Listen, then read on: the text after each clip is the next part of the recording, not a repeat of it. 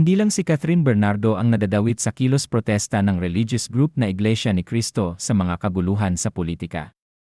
Maging ang ibang celebrities na miyembro ng Iglesia ni Cristo, gaya ni Kay Soto at Real Madrid na iniugnay sa mga usaping natiwalag umano ay isinasama rin sa usapan sa social media. Post sa dating Twitter, "Just found out, Iglesia ni Cristo pala si Kay Soto. Pero natiwalag na sila ni Real Madrid. Buti naman if ganoon at nakawala na. Si Ruru na lang at Bianca ang hindi pa."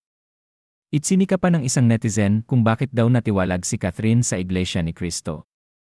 Say ng isang fan, nabash pa nga si Catherine Bernardo nung tumiwalag siya sa Iglesia ni Cristo, nasabihan pang walang respeto at kung ano-ano pa. She knows.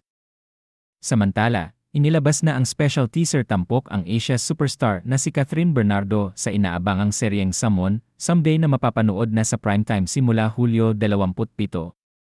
Isa na namang kapanapanabik na karakter ang gagampanan ni Catherine bilang empowered na babae sa isang feel-good na serye.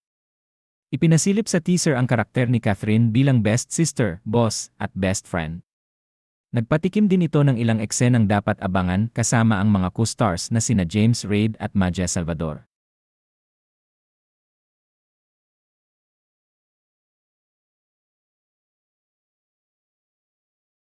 Hindi lang si Catherine Bernardo ang nadadawit sa kilos protesta ng religious group na Iglesia ni Cristo sa mga kaguluhan sa politika.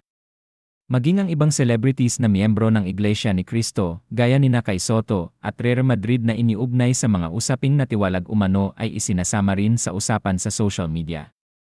Post sa dating Twitter, "Just found out, Iglesia ni Cristo pala si Kay Soto. Pero natiwalag na sila ni Real Madrid. Buti naman if ganoon at nakawala na. Si Ruru na lang at Bianca ang hindi pa." Itsinika pa ng isang netizen kung bakit daw natiwalag si Catherine sa Iglesia ni Cristo.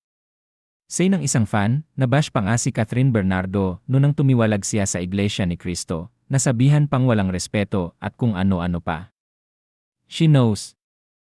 Samantala, inilabas na ang special teaser tampok ang Asia's superstar na si Catherine Bernardo sa inaabangang seryeng Someday na mapapanood na sa primetime simula Hulyo 27. Isa na namang kapanapanabik na karakter ang gagampanan ni Catherine bilang empowered na babae sa isang feel-good na serye. Ipinasilip sa teaser ang karakter ni Catherine bilang best sister, boss, at best friend.